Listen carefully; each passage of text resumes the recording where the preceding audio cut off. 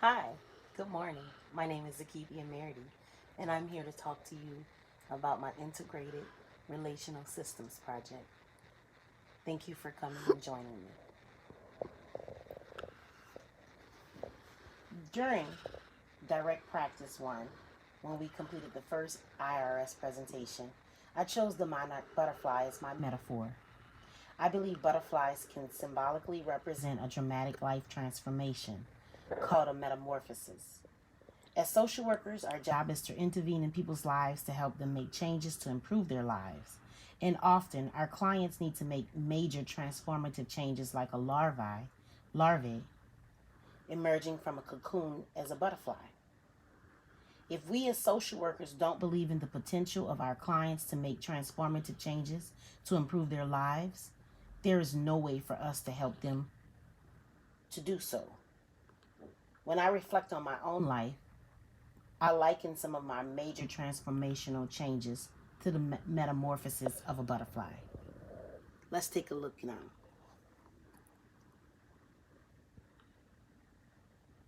Here, you will see the transformation of a monarch butterfly.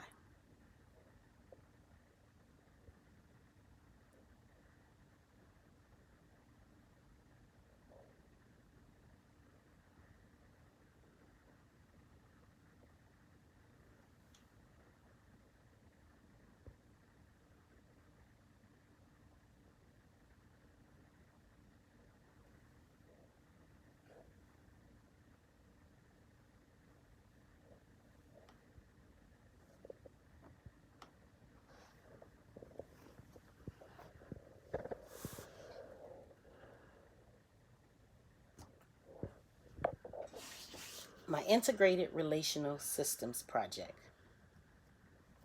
First, I'm here to talk to you about the Benedictine values.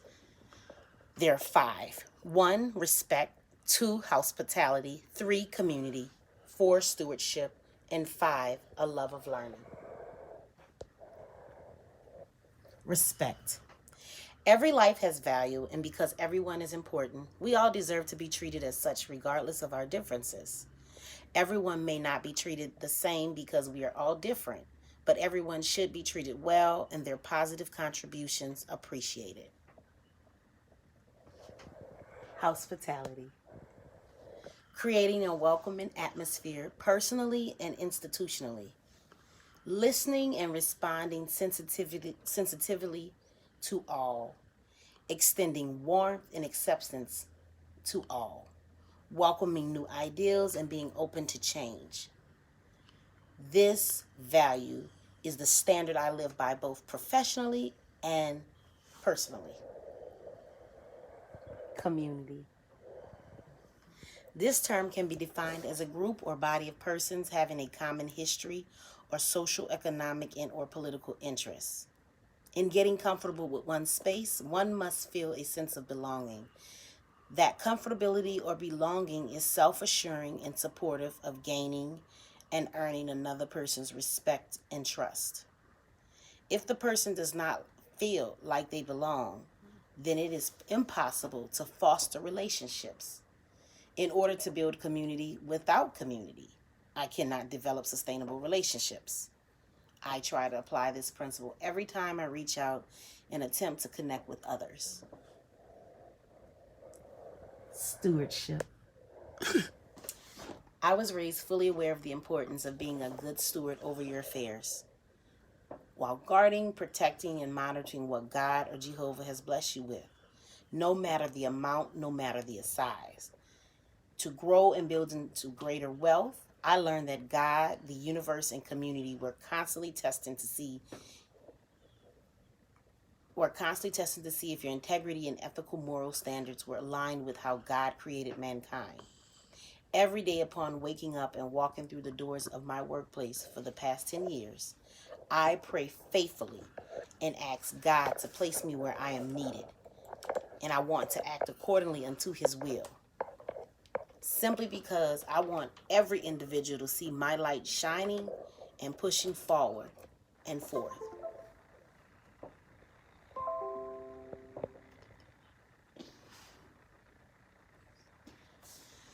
Now I'm going to talk to you about the CARE program. CARE stands for the acronym Calm, Acceptedness, Resonance, and Energy. My CARE relational assessment revealed both positive and negative relationship conditions between my spouse, friends, and colleagues. CARE is expressed through affect regulation.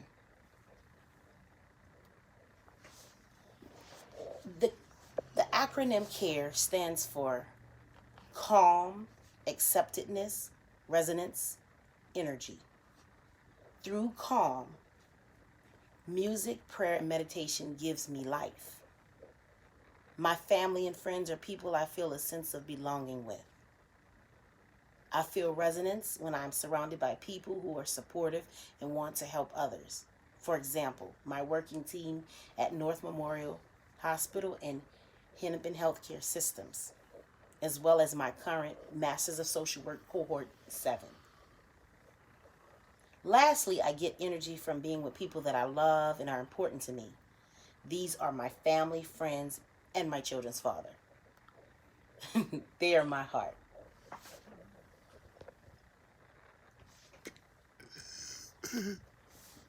Miller's The Five Good Things. Looking at my relationship through a relational, cultural, theoretical lens, I would consider that my marriage of 17 years was a good example of a growth, fostering relationship, despite its dissolution. Of these five good things, there is zest, vitality, and energy. My sense of zest or energy is whenever I'm feeling overwhelmed or down. I knew that I could count on my marital relationship for zest and energy. Our relationship created a zest for relating with others again after my difficult past. Productivity.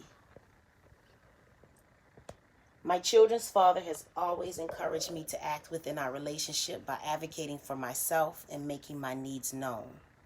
He has always encouraged and motivated me to act outside of our relationship by standing up for myself and doing things that inspire me to help others. Clarity. Just think. Clarity about someone and how they make you feel is a sure, accurate way of feeling secure and stable. I felt our relationship made each of us better. I feel the more we learned about each other, we also learned about ourselves and grew together through all the ups and downs. My increased sense of self-worth. The development of a relationship helped increase my sense of worth and helped me recover from issues of poor self-esteem and self-worth due to previous dysfunctional and abusive relationships. My desire for more connectedness. The development of our relationship helped to foster a desire for more connection by helping me to heal from the past and be open to new connections through the safety and security felt within our 18.5-year relationship. Affect regulation. What is my attachment style and what helps me regulate and what does not help? My attachment style. I developed a very strong, secure infant attachment during the first 2 stages of my life, during infancy to toddlerhood with my parents. I'm an only child by both my parents, and they made sure that all my basic needs were met.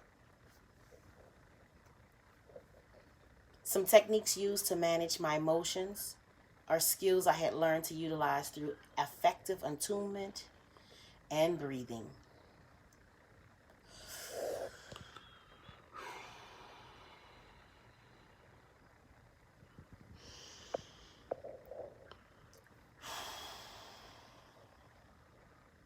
Through breath, I was able to recognize my emotional state of mind and or the ebbs and flow of emotions, emotion-related arousal. An emotion-related arousal is that internal energy fusing through my body in strong forces. What helps me regulate is to participate in meditation and or mindfulness practice. What does not help me regulate is when I feel invalidated and or feel attacked, antagonized, and overall anxious. What is my relationship to the environment? I'm going to give you a clear definition a clear personal definition of my relationship to my environment. My relationship to my environment is basically just what you see. These here are my children and my niece and nephews. As you can see, we're at one with nature. We're out actually feeling the water. We were on a hiking trail.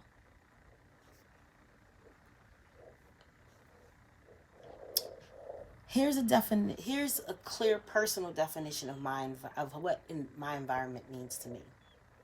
The earth and everything on, within and above it, both natural and man-made. I'm an urban woman who appreciates both the built environment and natural environments. In this particular picture, you see my children's father and myself. We are standing in front of the Gulf of Mexico. And in this picture, you can see that we were enjoying ourselves. We were at peace. We were elated. It was a beautiful, healing time.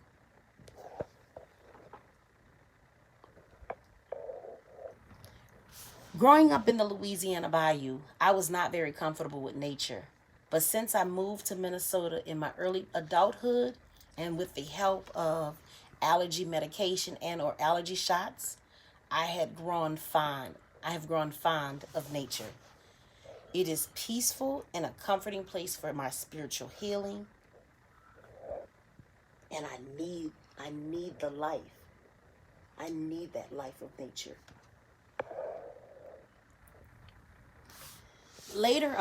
Next I'm gonna talk to you about my multicultural genogram. And inside of that introduction, I will be able to cover my race, ethnicity, spirituality, age, class, education, gender, sexual identity, health, as well as my political and family's political affiliation. If you take a look close up, this is a copy of my family genealogy. It is a cultural genogram.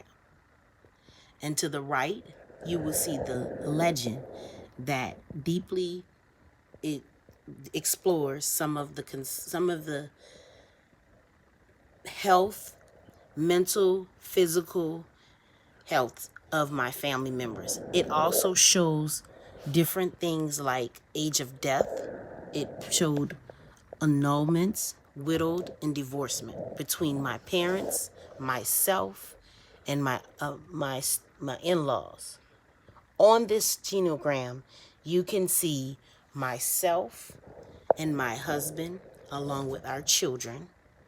And then to the right, you see my in-laws, my husband's father and his mom, and their 5 kids, including my husband.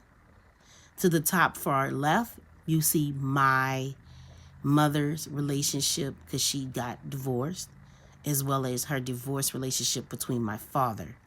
And if you look further to the right near my father, Otis, you can see that he married a couple of people and there was some deaths. He was a widow, as well as there was some annulments and divorce.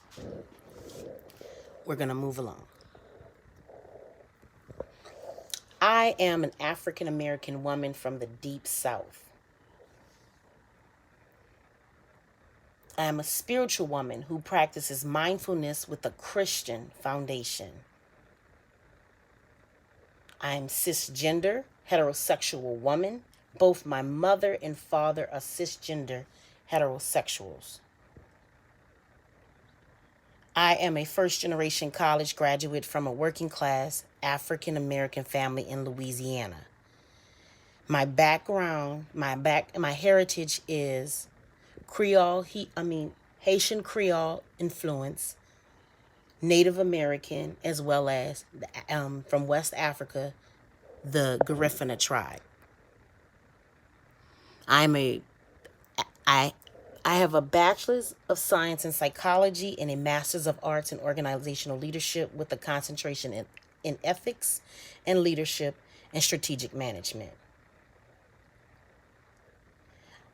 I'm currently working on a master's in social work, and I currently have a licensed graduate social worker licensure since 2015. I don't know if I mentioned, but I am also a first generation college graduate from a working class African American family in Louisiana. This here picture that I'm about to show you means a lot. This here shows that and it tells a story itself. I'm telling about my age. I'm 43 years of age. My mother's family doesn't live long. My father's family does tend to live long. I believe I will live a long time. To the left, you see a very important influential individual, a very important person in my life, my auntie.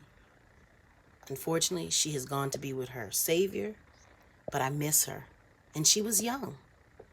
To the right, you will see a picture of myself, my dad, and his sister, his older sister, to the top left. My dad is 68 years old and my auntie is 70. I am 43. Look at the generational wealth.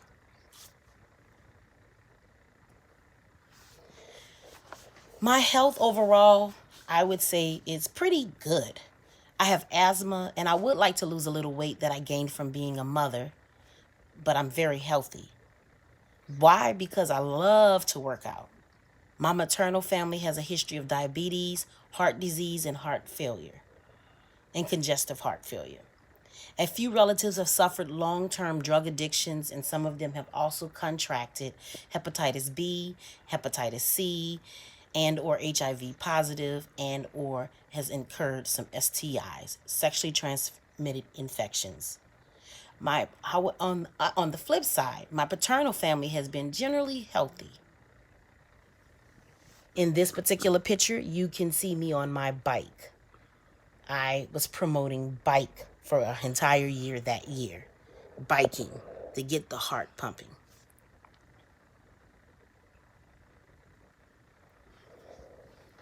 In regards to my political affiliation, I can honestly say that I'm not a partisan person, and I'm not that politically active.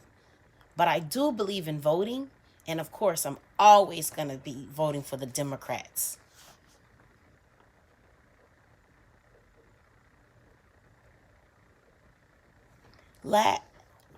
Lastly, I would like to introduce to you and just share some of my family beliefs, family strategies, the family rules, family life challenges, family adaptation, family differentiation, and just the family triangle, and just simple family triangulation. My first thing I would like to talk to you about is my family beliefs. A family that prays together stays together. If a family consistently prays together, they are spiritually covered, meaning we can be grounded in values, understand each other's needs and desires, and commit to supporting each other in overcoming obstacles and accomplishing goals.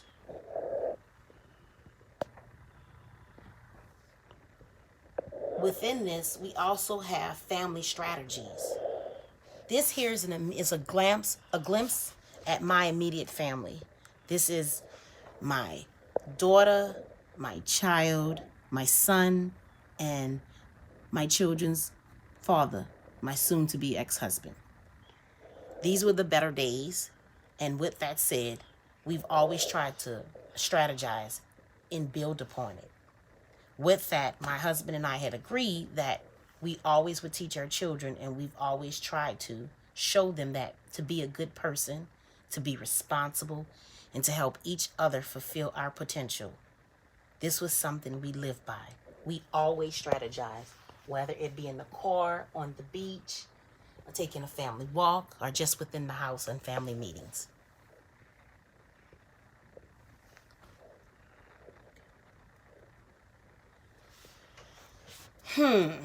Our family rules. So I'm thinking back when I was younger.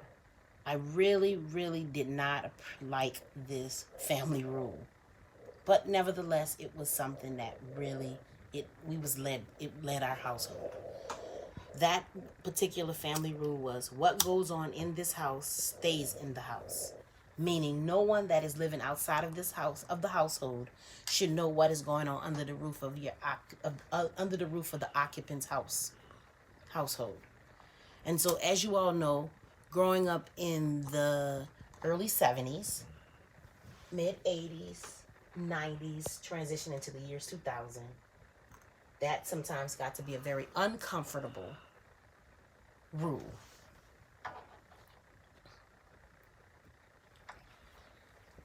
A life challenge that I can recall are actually my son's Madiba having a seizure disorder called epilepsy, being diagnosed with having a seizure disorder called epilepsy between the ages of 17 and a half months to approximately 5.5, 6 years old. We were afraid for his life and had to diligently try to prevent seizures or treat them when he had them. We sought medical treatment, but mostly received none answers and some care until the last 2 years.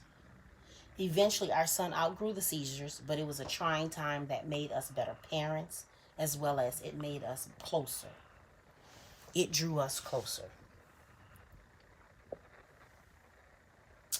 A family adaptation that I can think of, and it affected me, and it still affects me, is when I was young. My parents divorced when I was a child.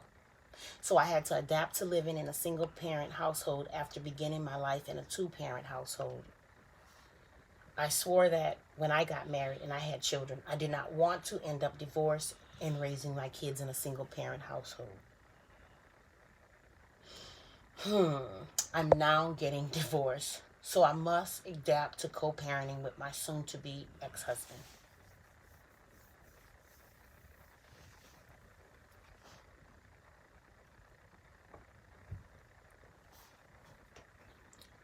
Now I would like to talk to you about a particular family triangulation that occurred while growing up.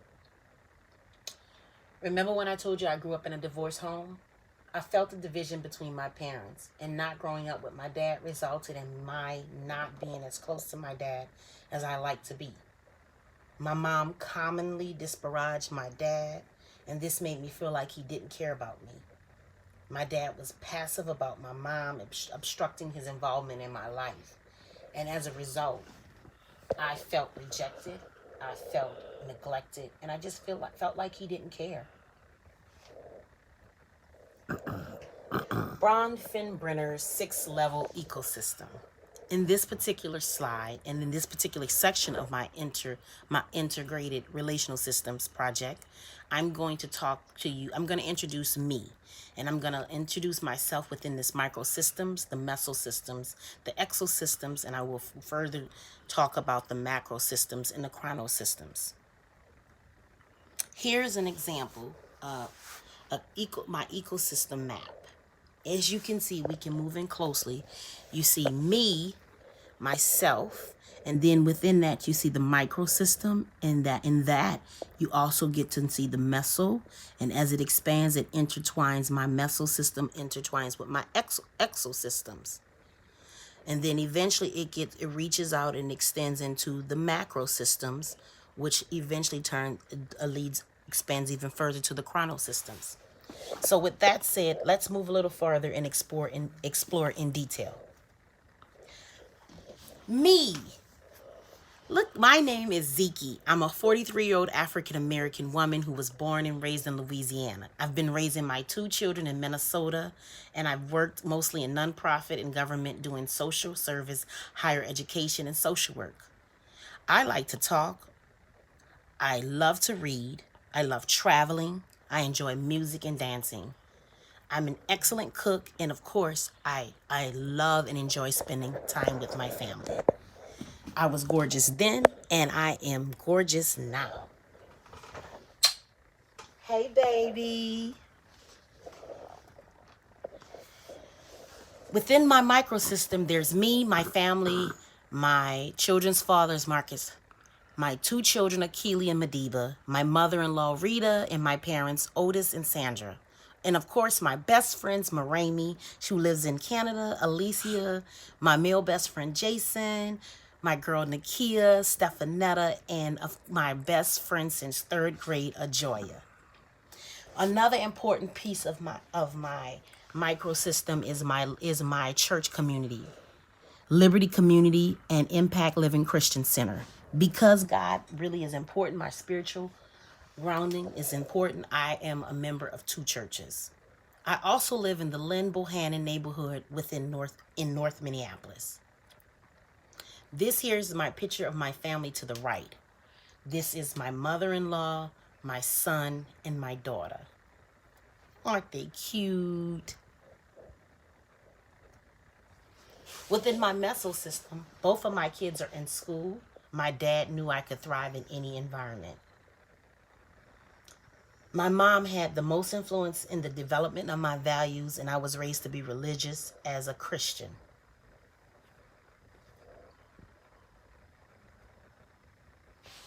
Within the exosystem, I attended both public and private schools throughout my life. I live in a democratic, capitalistic society. I live in a religiously diverse region within the state of Minnesota. And just technology, and just lately, and actually throughout my later adult life, technology dominated it, especially my cell phone and laptop. My only environment within the legal system so far has been my marriage and now my current pending divorce. Within the macro systems are my overarching beliefs and values. And that is simply family relationships, economic security, and mental health are the priority. My core values are honesty and integrity. Lastly, we come to the chronosystems, change over time. I grew up in Louisiana, lived most of my adult life after undergraduate school within Minnesota, traveled and studied abroad for about 18 months in Nicaragua, Cuba, and the Caribbean. And just overall, my quality of life improved and stabilized within Minnesota.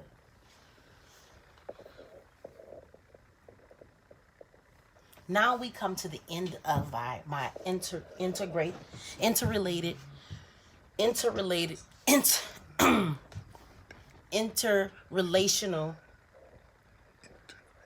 integrated relational systems. I'm so sorry. This here is called my spiritual ecogram. This here is a spiritual flower, and as you can see, we're going to take it. This is me, the center, the 43-year-old woman, and at the top you can see God is anchors my life. Within the left and the right side, you can see the leaves are my balancing tree. And this is my ancestors to the left and my family to the right. My ancestors were taken to this country not by choice. And as a result, my ancestors worked this land. I thank them for their services. With that said, they had dependents, and their dependents were my family members.